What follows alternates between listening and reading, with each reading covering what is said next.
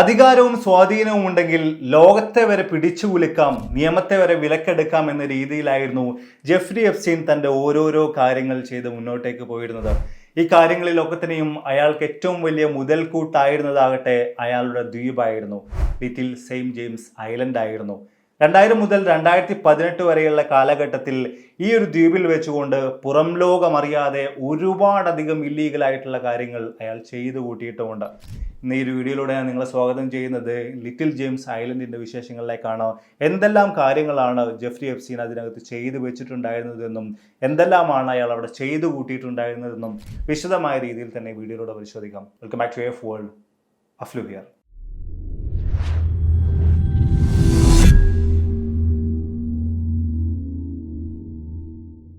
കഴിഞ്ഞൊരു വീഡിയോയിലൂടെ വിശദമായ രീതിയിൽ തന്നെ ആരാണ് എപ്സ്റ്റീൻ എന്നും എന്താണ് എപ്സ്റ്റീൻ ഫയൽസ് എന്നും എന്തെല്ലാം ഇല്ലീഗലായിട്ടുള്ള കാര്യങ്ങളാണ് അയാൾ ചെയ്തു കൂട്ടിയതെന്ന കാര്യത്തെക്കുറിച്ചൊക്കെ തന്നെയും നമ്മൾ മനസ്സിലാക്കിയിട്ടുണ്ട്. ആ കാര്യങ്ങളൊക്കെ തന്നെയും വിശദമായിട്ട് അറിഞ്ഞ ഏതൊരാളുടെയും മനസ്സിലേക്ക് ആദ്യം തന്നെ കയറി വരാൻ സാധ്യതയുള്ളൊരു ചോദ്യം, എങ്ങനെയാണ് ഇത്രയും വർഷക്കാലം പുറം ലോകം അറിയാതെ അയാൾ ഇത്തരം ക്രൂരകൃത്യങ്ങളെല്ലാം തന്നെ ചെയ്തു കൂട്ടിയത്? എസ്പെഷ്യലി മൈനർ ഗേൾസിനെ പോലും ട്രാഫിക്കിംഗ് നടത്തുന്ന സെക്ഷൽ ആയിട്ടുള്ള കാര്യങ്ങൾക്ക് വേണ്ടി ഉപയോഗിക്കുന്ന കാര്യങ്ങൾ പോലും എങ്ങനെയാണ് അയാൾ മുന്നോട്ടേക്ക് കൊണ്ടുപോയത് എന്ന് വലിയൊരു ചോദ്യമായിരിക്കും. ആ ചോദ്യത്തിൻ്റെ ഉത്തരം അന്വേഷിച്ചിറങ്ങുമ്പോൾ നമുക്ക് ഏറ്റവും വ്യക്തമായിട്ട് കാണാൻ സാധിക്കുന്നത് ലിറ്റിൽ സെയിന്റ് ജെയിംസ് എന്ന് പറയുന്ന അയാളുടെ ദ്വീപ് തന്നെയാണ്. ഒരു സ്വയം പര്യാപ്ത സാമ്രാജ്യം എന്ന രീതിയിലായിരുന്നു ജെഫ്രി എപ്സ്റ്റീൻ ഈ ദ്വീപിനെ മുന്നോട്ടേക്ക് കൊണ്ടുപോയിട്ടുണ്ടായിരുന്നത്. 1998 72 ഏക്കർ വിസ്തൃതിയുള്ള ഈ ഒരു ദ്വീപിനെ $7.95 മില്യൺ നൽകി എപ്സ്റ്റീൻ സ്വന്തമാക്കുന്നത്. ഈ ഒരു കാലഘട്ടത്തിൽ തന്നെ പരിശോധിച്ച് നോക്കുമ്പോൾ 97 തന്നെ ഇവിടെ 3 കോട്ടേജുകളും ഒരു മെയിൻ വില്ലയും കെയർടേക്കർക്ക് ആവശ്യമായിട്ടുള്ള കോട്ടേജും ഹെലിപാഡും ഡോക്കും അങ്ങനെയുള്ള ചെറിയ സൗകര്യങ്ങളൊക്കെ ഉണ്ട്. പിന്നീടാണ് ഇതിനൊരു വലിയ രീതിയിലേക്ക് എപ്സ്റ്റീൻ മാറ്റിയെടുക്കുന്നത്. അയാൾ ഇവിടെ ചെയ്തു വെച്ചിട്ടുണ്ടായിരുന്ന കാര്യങ്ങൾ കേൾക്കുമ്പോൾ തന്നെ എന്തുകൊണ്ട് ഞാനൊരു സ്വയം പര്യാപ്ത സാമ്രാജ്യം എന്ന രീതിയിലേക്ക് ഈ ദ്വീപിനെ വിശേഷിപ്പിച്ചു എന്ന് കൃത്യമായ രീതിയിൽ നിങ്ങൾക്ക് മനസ്സിലാക്കാൻ സാധിക്കും. ഇവിടെ ഈ ദ്വീപിന്റെ കാര്യത്തിലേക്ക് നോക്കുമ്പോൾ പുറമെയുള്ള ഗവൺമെന്റുകളുടെ കയ്യിൽ നിന്നും യാതൊരു വിധത്തിലുള്ള സഹായ സഹകരണങ്ങളും ഒന്നും ഇല്ലാത്ത രീതിയിലാണ് ഈ ഒരു ദ്വീപുമായി ബന്ധപ്പെട്ട കാര്യങ്ങളെല്ലാം മുന്നോട്ടേക്ക് പോയിട്ടുണ്ടായിരുന്നത്. അതായത് ഇലക്ട്രിസിറ്റിക്ക് വേണ്ടിയിട്ട് വലിയ ഡീസൽ ജനറേറ്ററുകളായിരുന്നു ഇവിടെ ഉപയോഗിച്ചിട്ടുണ്ടായിരുന്നത്. ഇനി കുടിവെള്ളത്തിന്റെ കാര്യത്തിലേക്ക് നോക്കുമ്പോൾ ഉപ്പുവെള്ളം ശുദ്ധീകരിക്കുന്നതിന് വേണ്ടി സ്വന്തമായിട്ടുള്ള വലിയൊരു പ്ലാന്റ് തന്നെ, ശുദ്ധജല പ്ലാന്റ് തന്നെ ഈ ഒരു ദ്വീപിനകത്ത് ജെഫ്രി എപ്സ്റ്റീൻ സജ്ജീകരിച്ചു വെച്ചിട്ടുണ്ടായിരുന്നു. ഇനി ഇവിടെ ജോലി ചെയ്യുന്ന ആളുകളുടെ കാര്യം നോക്കുമ്പോൾ എപ്സ്റ്റീനെയും അതുപോലെ തന്നെ അയാളുടെ ഗസ്റ്റുകളെയും സ്വീകരിക്കുന്നതിന് വേണ്ടി വേണ്ട സൗകര്യങ്ങളെല്ലാം ചെയ്ത് നൽകുന്നതിന് വേണ്ടിയിട്ട് 70ഓളം ആളുകൾ എപ്പോഴും ഈ ഒരു ദ്വീപിൽ തന്നെ ഉണ്ടാകും. അതിൽ ചില ആളുകളൊക്കെ തന്നെയും തൊട്ടടുത്ത ദ്വീപുകളിൽ നിന്നും മറ്റുമൊക്കെ ഡെയിലി വന്നു പോകുന്ന ഒരു രീതിയിലൊക്കെ ആയിരുന്നു ഈ ദ്വീപിനകത്ത്, എപ്സ്റ്റീൻ ദ്വീപിനകത്ത് സേവനം അനുഷ്ഠിച്ചു വന്നിട്ടുണ്ടായിരുന്നത്. ഇനി സെക്യൂരിറ്റിയുമായി ബന്ധപ്പെട്ട സെക്യൂരിറ്റി സിസ്റ്റവുമായിട്ട് ബന്ധപ്പെട്ട കാര്യം നോക്കുമ്പോൾ ഈ ഒരു ദ്വീപ് മുഴുവനും CCTV ക്യാമറകളുടെ സർവൈലൻസിലായിരുന്നു. ഇതിനും ഒരുപടി മുകളിലായിട്ട് ഈ ദ്വീപിലേക്ക് പ്രവേശിക്കുന്ന ഭാഗങ്ങളിലൊക്കെ തന്നെയും ആര് ഈ ദ്വീപിലേക്ക് പ്രവേശിക്കേണ്ട എന്ന കാര്യങ്ങൾ നിയന്ത്രിക്കുന്നതിനാവശ്യമായിട്ടുള്ള സംവിധാനങ്ങൾ കൂടെ ഉണ്ടായിരുന്നു എന്നാണ് പറയുന്നത്. തീർച്ചയായിട്ടും നിങ്ങളിപ്പോൾ ആലോചിക്കുന്നത്, അങ്ങനെയാണെങ്കിൽ ഏത് രീതിയിലാണ് ഈ ഒരു ദ്വീപിനകത്തേക്ക് VIP കളായിട്ടുള്ള ഗസ്റ്റുകൾ, പ്രത്യേകിച്ച് HNIകൾ, ഹൈ നെറ്റ്വർത്ത് ഇൻഡിവിജ്വൽസും അതുപോലെ തന്നെ ഈ മൈനർ ആയിട്ടുള്ള ഗേൾസൊക്കെ തന്നെയും എത്തിയിട്ടുണ്ടായിരുന്ന ഒരു കാര്യമായിരിക്കും. ഇതിനു വേണ്ടിയിട്ട് പ്രധാനമായിട്ടും കഴിഞ്ഞ വീഡിയോയിൽ നമ്മൾ പരാമർശിച്ചതുപോലെ തന്നെ ലോലിറ്റ എന്ന് പറയുന്ന അദ്ദേഹത്തിൻ്റെ പ്രൈവറ്റ് ജെറ്റ് ആയിരുന്നു എപ്സ്റ്റീൻ ഉപയോഗിച്ചിട്ടുണ്ടായിരുന്നത്. ഈ ലോലിറ്റ തൊട്ടടുത്തുള്ള സെയിൻറ്റ് തോമസ് വിമാനത്താവളത്തിലാണ് ഈ ഗസ്റ്റുകളെയും മൈനർ ഗേൾസിനെയും ഒക്കെ തന്നെ കൊണ്ടെത്തിച്ചിട്ടുണ്ടായിരുന്നത്.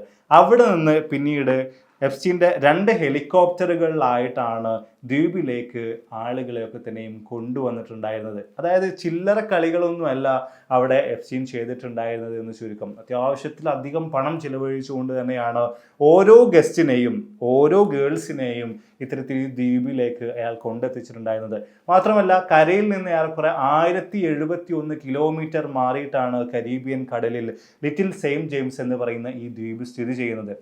അതുകൊണ്ടൊക്കെ തന്നെയും ഒന്നുകിൽ ഹെലികോപ്റ്ററിലോ അല്ലെങ്കിൽ ഇവിടെയുള്ള പ്രൈവറ്റ് ഡോക്ക് വഴി ഏതെങ്കിലും ഒരു ബോട്ടിൽ കയറിയിട്ടൊക്കെ മാത്രമേ ഇങ്ങോട്ടേക്ക് എത്തിയിട്ടുള്ള ആർക്കും പുറം ലോകത്തേക്ക് രക്ഷപ്പെടാൻ സാധിക്കുകയുള്ളൂ. ഇനി എന്തെല്ലാം കാര്യങ്ങളാണ് ജെഫ്രി എപ്സ്റ്റീൻ്റെ ഈ ഒരു ഐലൻഡിനകത്തുള്ളത് എന്ന കാര്യത്തെക്കുറിച്ച് വിശദമായ രീതിയിൽ തന്നെ നമുക്ക് പരിശോധിക്കാം. എസ്പെഷ്യലി അവിടെയുള്ള ഓരോ ബിൽഡിങ്ങുകളും എന്താണ് എന്നും എന്തെല്ലാമായിരുന്നു അതിൻ്റെ ഉപയോഗം എന്ന കാര്യങ്ങളെക്കുറിച്ചൊക്കെ തന്നെ നമുക്ക് നോക്കാം. ആ കൂട്ടത്തിൽ നമുക്ക് ഒന്നാമതായിട്ട് കാണാൻ സാധിക്കുന്നത് ഒരു മെയിൻ റെസിഡൻസ് ആണ്. 2003 ഇതിൻ്റെ പണികൾ പൂർത്തിയാകുന്നത്.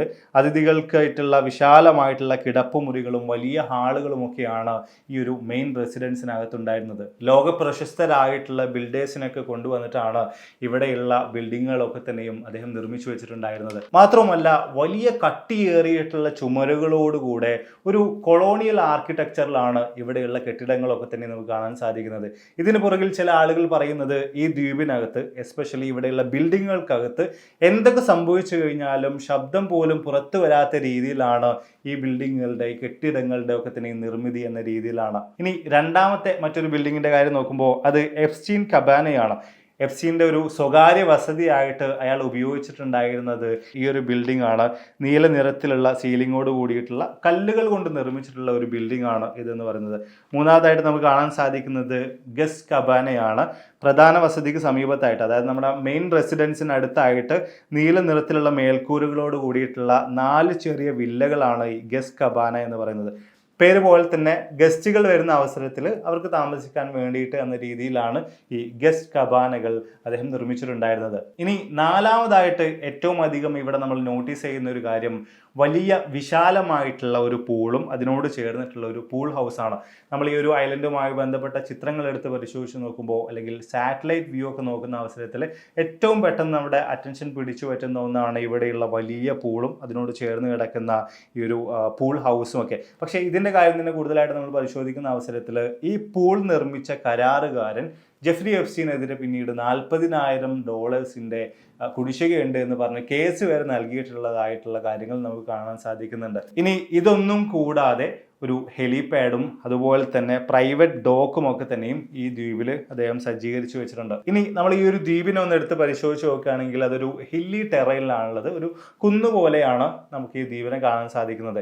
ഇവിടെ ഒക്കെ തന്നെയും ട്രാൻസ്പോർട്ടേഷന് വേണ്ടിയിട്ട് കോൺക്രീറ്റ് റോഡുകളും അതോടൊപ്പം തന്നെ വാഹനങ്ങൾ കൂടെ ഈ ട്രാൻസ്പോർട്ടേഷന് വേണ്ടിയിട്ടുണ്ടായിരുന്നു. ഗ്യാസ് സ്റ്റേഷൻ വരെ ഇതിനായിട്ട് ഇവിടെ സജ്ജീകരിച്ചു വെച്ചിട്ടുണ്ടായിരുന്നു. ഈ ഒരു ഐലൻഡിനകത്ത് ഏറ്റവും അധികം ചർച്ചകൾക്കും ഏറ്റവും അധികം കോൺസ്പിറസി തിയറികൾക്കുമൊക്കെ വിധേയമായിട്ടുള്ള കാര്യമാണ് ഒരു സ്ട്രക്ചറാണ് അടുത്തതായിട്ട് വരുന്നത്.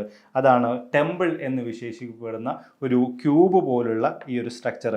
ഏറ്റവും നിഗൂഢമായിട്ടുള്ള ഒരു നിർമ്മിതി എന്ന് തീർച്ചയായിട്ടും നമുക്കിതിനെ വിശേഷിപ്പിക്കാം. നീല നിറത്തിലുള്ള വരകളോട് കൂടിയിട്ടുള്ള ഒരു ബിൽഡിംഗ് ആണത്, ഒരു സ്ട്രക്ചറാണിത്. ഇതിന് മുൻകാല ചിത്രങ്ങൾ നമ്മൾ പരിശോധിച്ച് നോക്കുമ്പോൾ സ്വർണ്ണ നിറത്തിലുള്ള ഒരു താഴികക്കുടം കൂടെ ഉണ്ടായിരുന്നു എന്ന കാര്യത്തെക്കുറിച്ച് നമുക്ക് ഫോട്ടോകളിൽ നിന്ന് മനസ്സിലാക്കാൻ സാധിക്കുന്നുണ്ട്. എന്നാൽ പിന്നീട് അത് പൊളിക്കപ്പെടുകയോ അല്ലെങ്കിൽ ചുഴലിക്കാറ്റിലോ മറ്റോ പെട്ടുകൊണ്ട് പൂർണ്ണമായിട്ടും തകർന്നു പോവുകയോ ചെയ്തു എന്നാണ് പറയപ്പെടുന്നത്. അതോടൊപ്പം തന്നെ ഈ ബിൽഡിങ്ങിൻ്റെ മുകൾ ഭാഗത്തായിട്ട് പക്ഷികളുടേതെന്ന് തോന്നിപ്പിക്കുന്ന 2 സ്വർണ്ണ പ്രതിമകളെയും നമുക്ക് കാണാൻ സാധിക്കുന്നുണ്ട്. ഇനി ഇതിനകത്ത് എന്തെല്ലാം കാര്യങ്ങളാണ് ഉള്ളത് എന്ന കാര്യത്തെക്കുറിച്ച് പരിശോധിച്ച് നോക്കുമ്പോൾ വലിയൊരു പരവതാനിയാണ് ഇതിനകത്ത് നമുക്ക് പ്രധാനമായിട്ടും നോട്ടീസ് ചെയ്യാൻ സാധിക്കുന്നത്. അതോടൊപ്പം തന്നെ സീലിംഗിൽ നമുക്ക് സെലസ്റ്റിയൽ സ്ഫിയർ ചിത്രങ്ങളൊക്കെ തന്നെയും കാണാൻ സാധിക്കുന്നുണ്ട്. വലിയ ബുക്ക് ഷെൽഫുകൾ കാണാൻ സാധിക്കുന്നുണ്ട്. അതോടൊപ്പം വലിയൊരു പിയാനോ കൂടെ നമുക്ക് കാണാൻ സാധിക്കുന്നുണ്ട്. പക്ഷേ ഇനി കോൺസ്പിറസി തിയറികളിലേക്കും കഥകളിലേക്കും ഒക്കെ നമ്മളൊന്ന് എത്തി നോക്കുന്ന അവസരത്തിൽ അവിടെ ഈ ഒരു ടെമ്പിൾ എന്ന് പറയുന്ന ഈ ഒരു ബിൽഡിങ്ങിനെ വിശേഷിപ്പിക്കുന്നത് ഏറ്റവും അധികം എപ്സ്റ്റീൻ്റെ ക്രൂരകൃത്യങ്ങൾ അരങ്ങേറിയിട്ടുള്ള ഒരു സ്ഥലമായിരുന്നു ഇത് എന്ന രീതിയിലാണ്.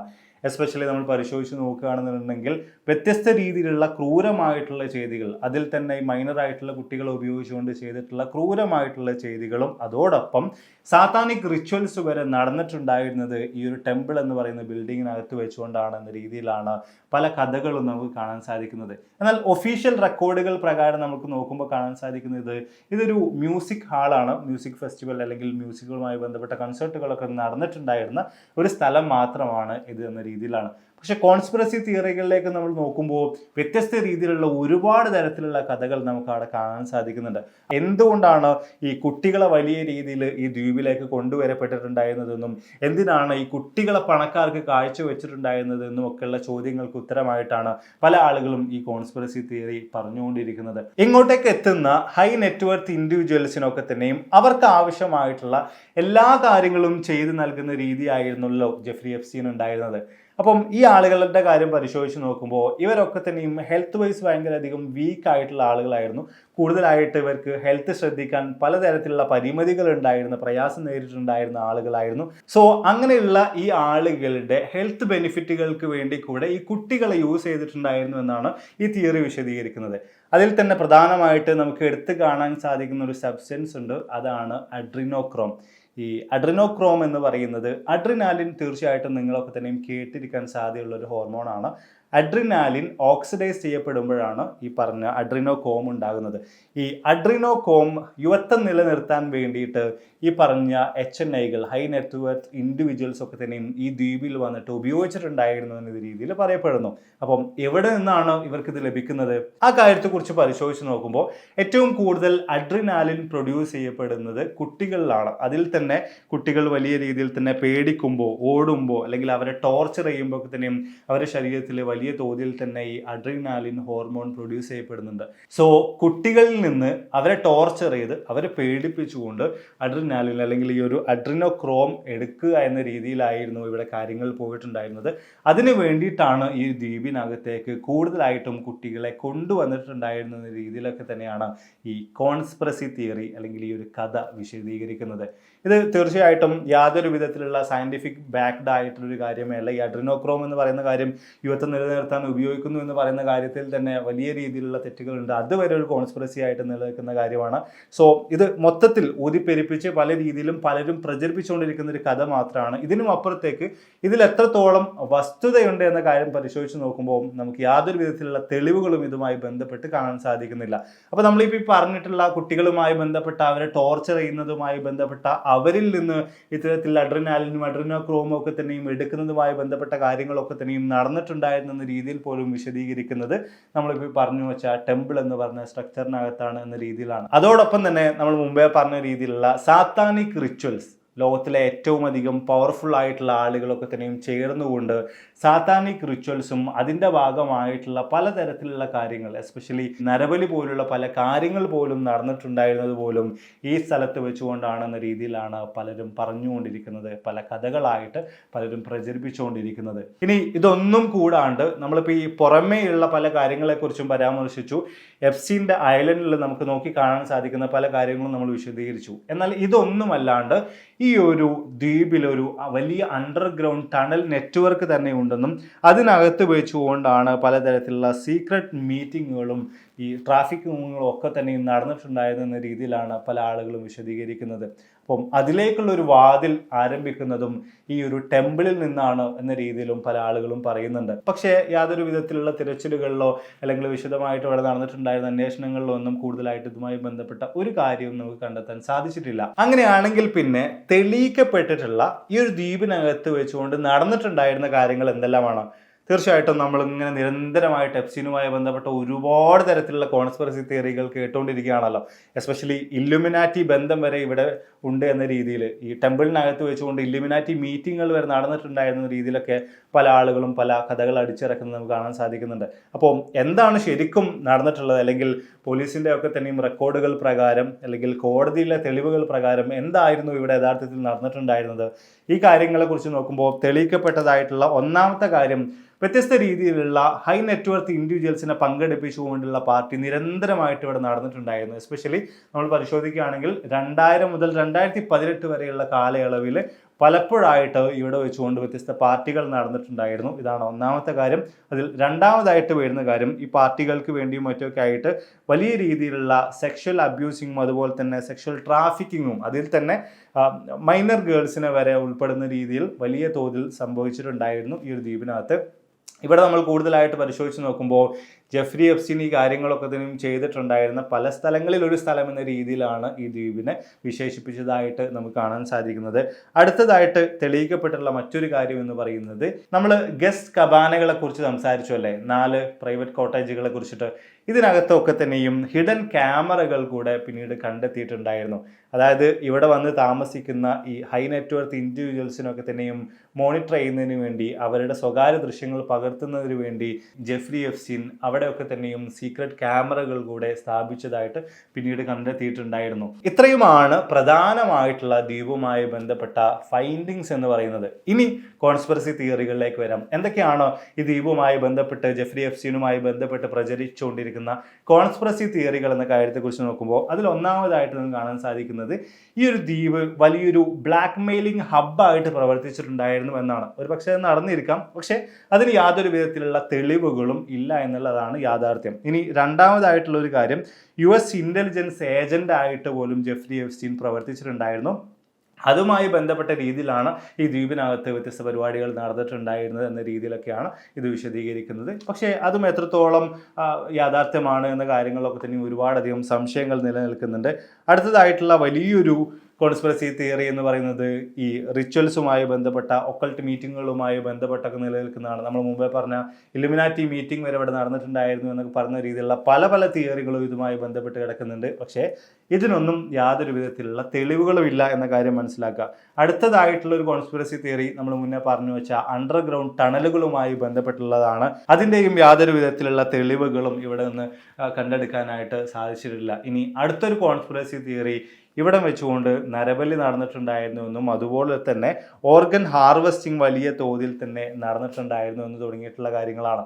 വിശദമായിട്ടുള്ള പോലീസിന്റെ അന്വേഷണങ്ങളിൽ ഈ വക കാര്യങ്ങൾക്കും യാതൊരു വിധത്തിലുള്ള തെളിവുകളും ലഭ്യമായിട്ടില്ല. സോ വിശദമായ രീതിയിൽ തന്നെ എന്താണ് എപ്സ്റ്റീൻ്റെ ദ്വീപ് എന്നും ആ ദ്വീപിനകത്ത് എന്തെല്ലാമാണ് സംഭവിച്ചിട്ടുണ്ടായിരുന്നതെന്നും എന്തെല്ലാമാണ് ദ്വീപിന്റെ പേരിൽ ഇപ്പോൾ പ്രചരിച്ചുകൊണ്ടിരിക്കുന്ന കോൺസ്പിറസി തിയറീസ് അല്ലെങ്കിൽ കെട്ടുകഥകൾ എന്ന കാര്യങ്ങളെക്കുറിച്ചൊക്കെ തന്നെയും വിശദമായ രീതിയിൽ നിങ്ങൾക്കൊരു ധാരണ ലഭിച്ചു കാണുമെന്ന് വിചാരിക്കുന്നു. ഇവിടെ ഈ ഒരു വിഷയത്തിൽ ലോകത്തിലെ തന്നെ വളരെ പവർഫുൾ ആയിട്ടുള്ള ഒരുപാടധികം ആളുകൾ ഇൻവോൾവ് ആയി എന്നൊരു കാരണം കൊണ്ടും മൈനർ ഗേൾസിനെ ഇവിടെ സെക്സ് ട്രാഫിക്കിങ്ങിനും മറ്റുമൊക്കെ ആയിട്ട് ഉപയോഗിച്ചു എന്ന കാര്യം കൊണ്ടും ഇതൊരു വലിയ വിഷയമായിട്ട് മാറുകയുണ്ടായി.